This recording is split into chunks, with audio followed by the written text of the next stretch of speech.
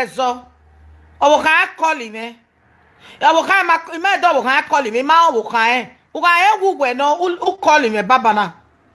Oga wugwe. A owa e call me be na. U call me good afternoon everybody. Veni ya owo kan e wa gwini. E man na wa ri call na wa sun arobi ogun ame. Ona wa sun arobi ogun ame. O we man ok be nebe we bona. O we la video ma ya e man na igwale gudani ma na make e. O we ni wona la video gbiyen ba gbon no gbiyen gbogbo no gbiyen ba fan. O wa wo kan wo kin yen na o yin ni joro kin agbo e ba son ogbo e ba fan. Ona ro bi egbe we calling no ya calling me. Ina we obi ju. Ima we fie di call. Because ina when he learn him yeso boy ni do ya advice pe ani ke no do egbe kiwe yana. Ikwo abo meme bo we bo.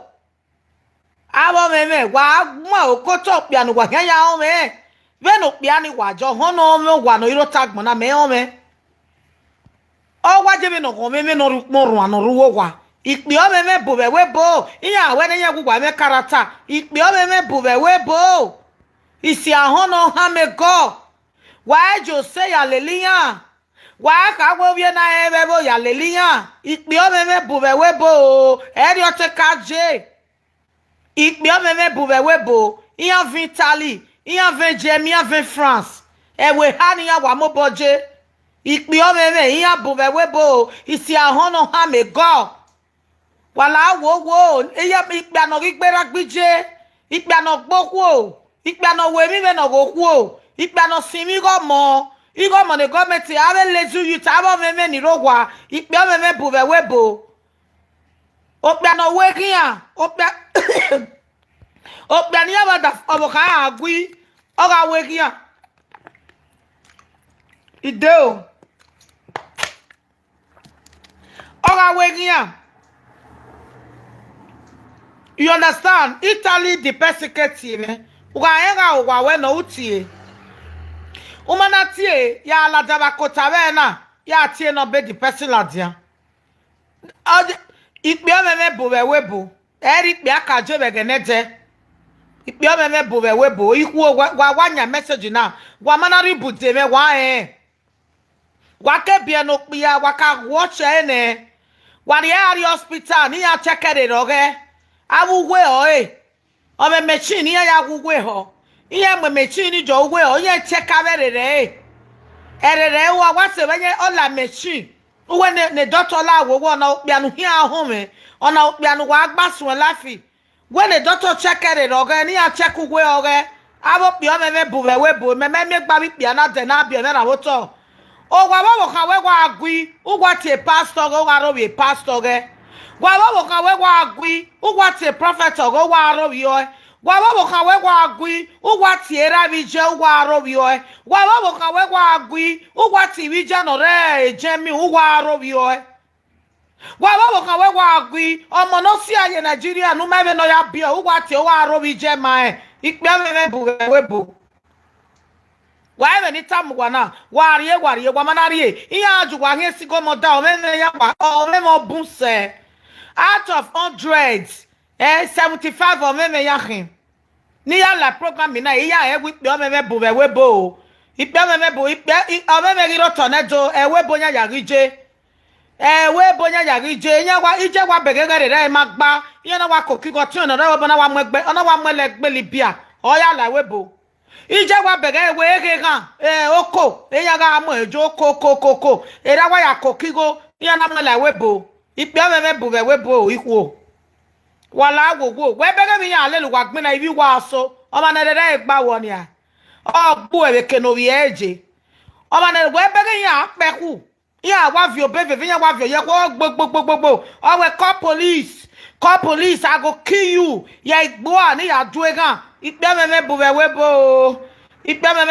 bo mo receive calling ya ipe meme bu we bo wala gogo wa go mega video na wa ga ni ya save ku man ni ya dedi ya boy bi o meme bo we bo eri ya bi jinya wa ibi jinya wa egbe ni akere wa go meme ya o si ezo aisunu ya se ti se to we ko ni ya go meme ya ga ni buma wi wo wanya ke ade webo eni buga ari ki osa nya ke ade webo eni buga ari mi ki wo punpo nya ke ade webo eni bu ekeri ana kokko meme uselu e ba ni jara ara e otun yi jana wo ma be na wa we na wa mo ade webo ori mo se webo na zebe e problem webo na lo dekun we e meme bu abo meme pe abun we webo. That is the reason why ne single mother nakpo o meme bu we webo.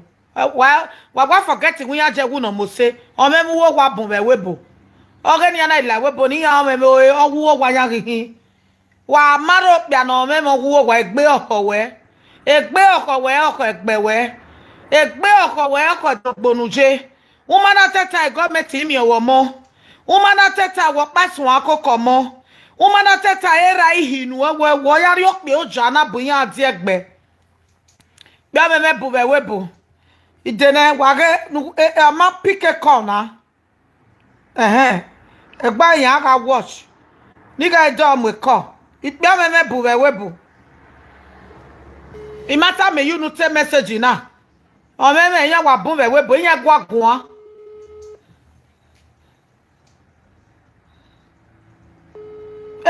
ohun wa to me o ami yan ni me yan mo do bega yo fin Abi ya ni me homo do. Oyin ya wa to me o salobo e message ni pe gin. Hello brother me. O sa chinwe. Brother me I have that like wiki na. What me wo gwe okpa na. O ma we to me. Una waso wa arowie o hia me. Area ya we mi. No matter wetin area ya we mi. I can weni no watch him any ma when no we gwana ima we brother we no tie me ni as a responsible man sister Jory or madam Jory o can we wa follow we be give no ya ni e bo wa me scatter o ma ti me arrange o ma we agmama ma we live video ma ya kan do ya ma kan do ya make I make no man I make I make a live video aging when I make a business make a key make anything at all I make a but I go when we are not do no matter where we are now who walk one of Mona Muria. I go away yana. True to God, you don't talk as a man. Where they go away no be. How can you call somebody no my me to there? Ma we magui. What team? What's my war? You can me team up, team on zoo. Area ya go try. Do makaje school try no wale kenona je school we vitaliva. Won try. I wa call ma wa so arobi o ma ni make we live video me gbono na te. Brother, you lack of wisdom. I didn't treat you. What you were try no wake up. Area ma ya go. You know be respect you. You know be tie we be. Giving we ya go e do ko no mo we nya na be we bo we mi ole so ari go ya me ya ni suse wa nyi se wa when we my respect wa ma never respect ven we ya ti o nya me bonus wa ro bi o nya me we ga mi me bo to we ya me ti gu me go a o be re bi send we message bon be re we ti ka to we ma ye be ke wo joja no nya me oni wa ya o ma no me respect Umana me respect ogonu mwigo no woboka wokonu jinwi na wogo dula wa bakota aye value we.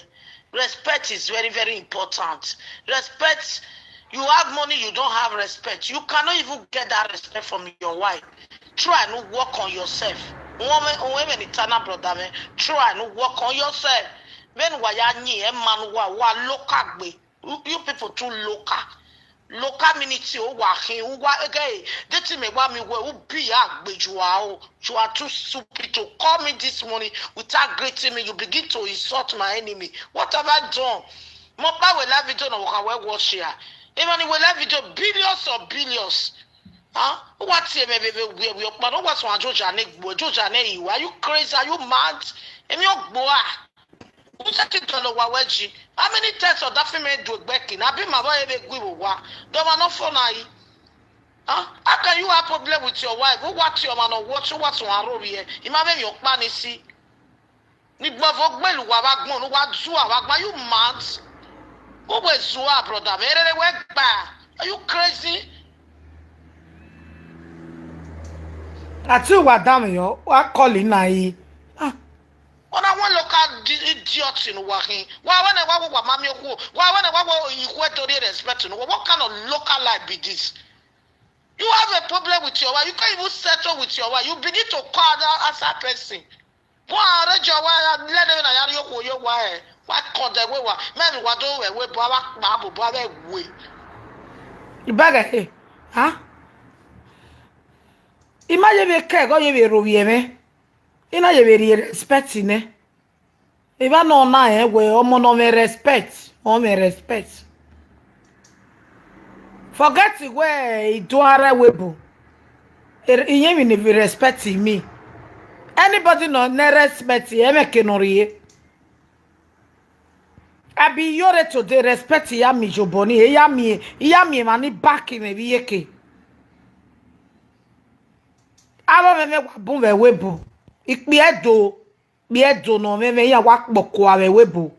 Ivie sam ivie bini esha me and bini me, many of them they be mad people, correct mad people. The lack of respect why suffer there. Why rio jawo biku ze why ya make message nine why suffer wo biku o wa we o di date na hina iko fie o ne why rio jawo bia wa mana build respect ni ya wa mana mwegbu wario to ni ko why rio jade uze iya e block wa de WhatsApp tia e CCTV wa de WhatsApp because wa gware roku wa mi be no ya gwo wo kan egun ave background.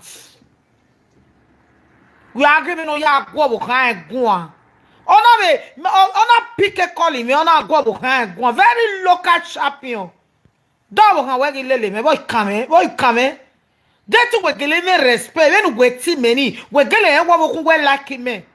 Oh, we sister Jori, oh, mommy Jori. It's any more calling, none of come. No come back one. Where no home ni me setwa.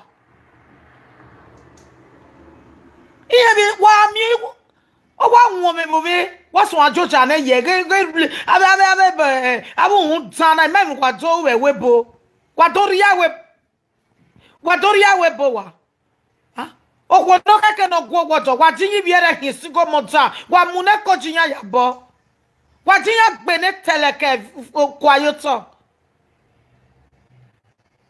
wa me respect wa do we webo egbegi nyijugwa na ijugwa na kungwa lela libia egbegi nyeti wewo wana muwa ade webo sister wa wateta wa e go chi wani kpiagi ya ma wana wa ya amu ya ade webo because ijo e wate we go tu filu gbegbe yen bo wa o ta no gi filu gbegbe je bo wa boni ayari oku ebe webo wa so wana fi ya ade webo ugwa gu fi aba me mi ade webo ni ala doji ku ma ke sigo mo dawe yana ah brother wa gu mo tu na ebe karata ade webo no why you targeting one in character? What's one like what do ma? Bini people no good, Bini women no good, they not get respect. Bini women they carry award for the whole Africa. Oh, no even respect it. Say equal to mokau. What is a weapon and why only have respect? Then one of your women la wa. Ah, sister, when no give me now, we joining work on. What make you have respect? Go me yahi. Woman gbana waragbo tobedo before wa kevin ya ade webo wa kwa ba me wa kun ya wa ade webo ni odo amu na ko ne gasima gigi bi ara na ya pa gi kokko mo hia wa ita hia we but to the pepper there but why no go pepper there ni ya pa kokko mo be na ya na waragbo but to the pepper there where you go who you go hot one so to go me no gagbon mama ya na itene e boy na o me na go free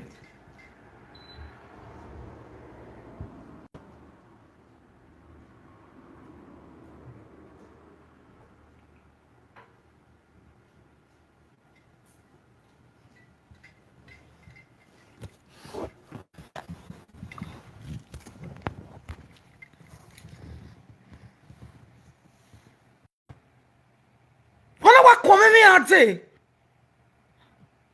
Okparo no ga gbije oteme wa ni hi o be ritali Only very okwo ba kwena wa we okwo gi kwo be me respect. Ete me mi o be Facebook na we oteme we be la we boa. Osisi le wa mulele gbe bo redu. Osisi eye o aye oje no beje. I me begging you be Facebook. You know what here be Facebook. Oh no my friend request. He accept nothing now tell me when no we no we Jimmy we be la we bo. O kwa no wa be yori ba kwa no wo pia yen wa be yon me. O gbe me no egbije e ba gbon. O ti o no ko no ju gbe me no egbo ni ba gbon. O la won we agion wa. Then I walk one no wa be ritali. Ah? O we o kwa do wa be mu ba no wa be ya mu ye mi o pe ani yen wa be bie na. Ah? O ije ti je panyo ware ne. Omo no bie je ire ye panyo ware ne. Sister wa be de koni ba ko na o be we o be digwe o be imiawe o be so ayimia o be we kuene aya wa ko na we o what jore yen hi o be bie ne egu be na magwa picture ya magwa we ziga no gwa mana mi go kaka bo repeat ne no gwa e bie no gwa e ho me asen wi alele ina when you sister be ba no ta be na we me girlfriend o we me girlfriend ina we jemi wu we me girlfriend we me girlfriend. Igiti ebe video call ekwe mage e ma me kenoje ekerekere ya abege kenoje ojo me keno kokko biye ina so gwa me girlfriend di ba nu gwe ekono kokko biye nu gwe gwaje na gwa gele won piya o ma no eri Christian ahun le lo pe no unsa iziga pokwa ne be webo iya pokwa ne iji ya to biya iji ya o pe keta mugwa ibi ji ya go me mo tin ya ni pe ahin kai oh wani ya gwado ya kin sigo mo da na wa toshi me agi na wa kin agugwa me character o me character o me ya me character o ma no me mo guwo wa ya wo si so me mo gwe o me mo guwo wa mo ko ni ya o me mo ge no re make boy o me mo guwo wa o me mo go iye mo pia wa kweta mi we come for here o pagbo wa akiokian o lo go ke mi o me mo e no gbina o lesi go ya lele gbina but o me mo guwo wa gbina ya gbina ese so nya gwi anya no e moroko yawo arrogant they talk like arrogant they don't have respect o me guwo wa e magwa kana e ku ma biele na be webo Hey, oh, salobo imare de ladian, de tire de ladian, wa obo ge du wa be yana. La ke no wa tie me be na o me wa no me. Oh, sister, only we wa do be na Italy. Ah. Oh, wa ge iji ton aya lelia. Wa ge iji ton aya lelia. Iye ma. Oh, ai. Ya zege we wari kwenia awun ya gban no me no keke na me ka kie ya gbere ne without that oh sigo mo da bun gbe agina o gwa ni bugi bie ne la korun opa na o me ne ere ne o me ne Italy wa o me ne ere ne oh ya wa doju wa touch me nu wa mosese wa ya na wa bia no me na me kebero me nwero ne moseru wa ya wa hi mosese wa ni bia no me abo me na abadon mo wa o ri ku no mosese hi oh ko ya wa balon wa hello mommy ke la abogun when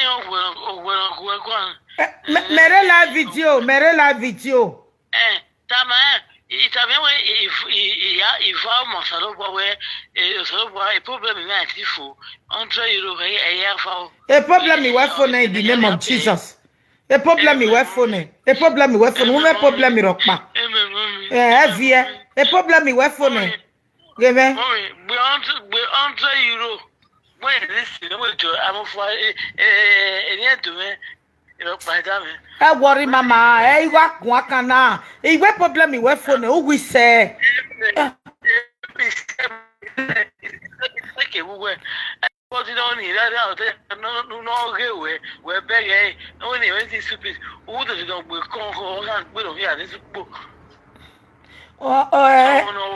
Egi ma ya fe nya ga nwa me nwi ne gbin ya ga mu ya. Be ti Jesu Christ no no. Ko ma mere live video mama.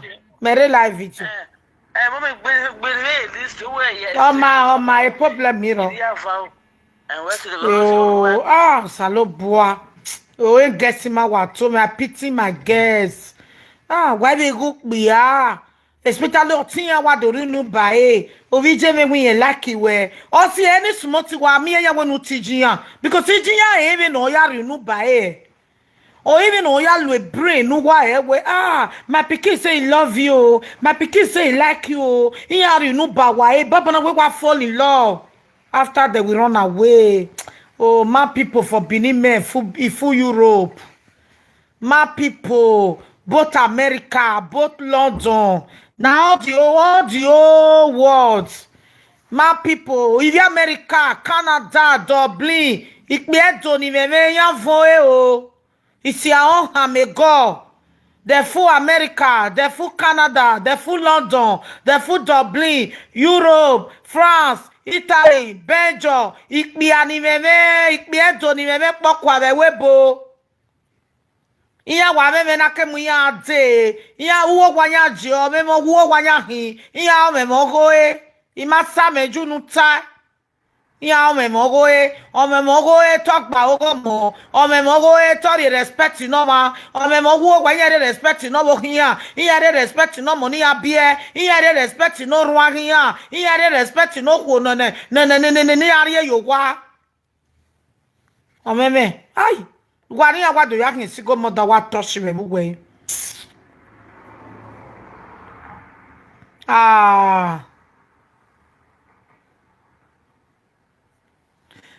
Hello, brother me. Awo kan we ni yen, o kan asewe aye. Won imasa meju nu ta. Sister me do wa watch yen. Owo e na ni o meme no meme. O ma responsible. O meme wa no. O meme no. O wa kan de we wa o meme o kin. O meme. Ya wa bo be we bona. Oh, Italy we jemi ya wa keke France. O wa e quarter yan.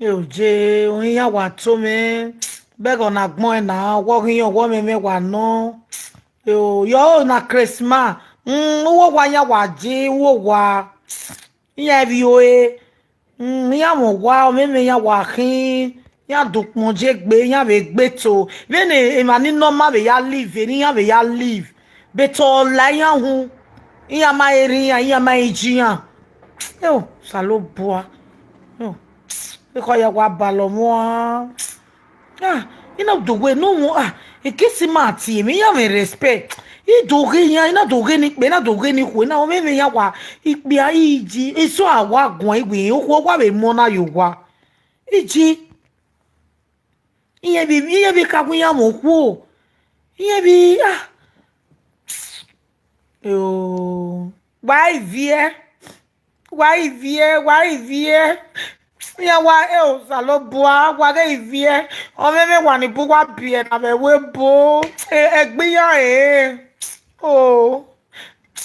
Saloboa be na ku mi na o meme ya wa ki Saloboa wo se no daily bia manare ku yi ki Morocco ke ya wa la wa abi o ki o werian ya gyoweria avie sage ma via bo o ma no wi mosisi ne we do mare o ma no mosisi ugege rewejia o ma no ka gbo ma wa ne o we do bie na be we bo ugego me we bie na o ma no ruara bi je gboto ugego me we bie na o ma no wa me boto battle as o wa agwo ge kwera agwo ge kwijo me no na o me no ri poro anoruwo wa oje oh my God, many women don't die. Oh, oh, they don't suffer for Europe. Oh, oh, what can you? The solution here is near na. No. Ah, eko ya wa balo mi. Ah, emi okparo no wa uni ya no vinha o. Emi okparo, nothing you can do for them that will please them. Never. E crazy people here say.